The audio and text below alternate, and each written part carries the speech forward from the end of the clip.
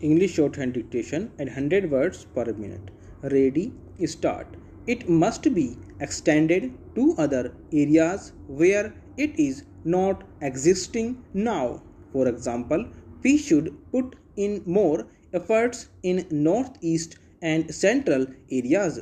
It must get out of the regional trap and spread to the whole country. In addition, our agricultural products must be less costly. There was a time when we could not export even though we had produced more. We could not export because we had to subsidize our agricultural products. Reducing the cost will improve our exports also. This is the techno economic articulation as presented by the Prime Minister in his budget. This is the philosophy of the budget on which he focuses attention. He charters a new path that the budget will be pro poor, growth oriented, and this budget will be for equal distribution and social justice. The whole package of these specific measures is oriented towards this goal. The budget should be non inflationary and with tight control on expenditure. We should try to get the best out of every rupee that we spend. This is the philosophy that he has placed before this country, and he wants to take the country on the road to prosperity. Similarly, the structure, the economic architecture is no less profound. If you see the measures, if you take the demand and supply management, the need is to curb the aggregate demand. There is a massive jump in internal debt, that is from rupees 85 crores to rupees 85,000 crores. During the coming year, the interest charges alone come to 27% of the non-plan expenditure. Defense and other things like subsidies take it to 70% of the non-plan expenditure.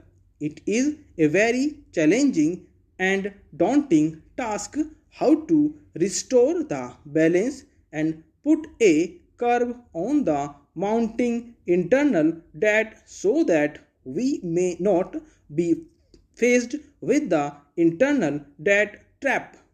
India has successfully avoided any kind of debt trap, external debt trap. Actually, if you see the report of the World Bank or the International Monetary Fund or any other organization, India is a shining example of development compared to any other developing country. The budget strikes a new path, a Gandhian approach, if I may say so, in bringing about simplicity in administration by giving up a 11 ostentation projects all ostentatious way of spending in governing the country. This is being reintroduced in this budget, which has removed all the frills and ostentation by cutting down and postponing all the slow moving projects and replacing them with fast moving ones. Large funds are allocated for the rural poverty alleviation through increase in productive employment.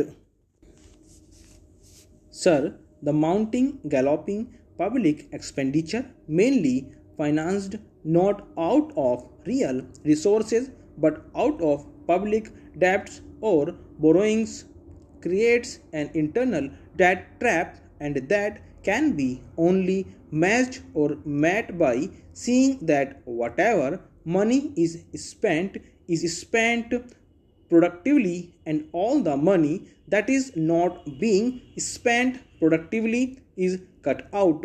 There is control on expenditure.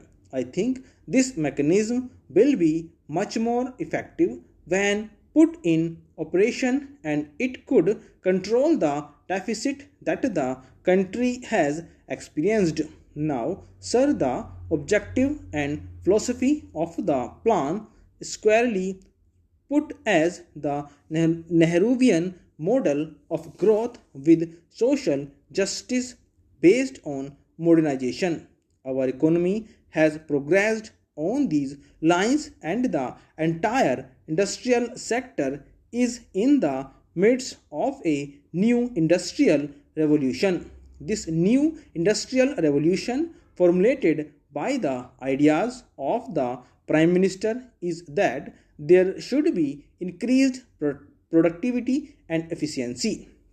It also reflects the modern management technique. All these are the qualitative aspects of the new industrial revolution that is ushered into the country as the second industrial revolution.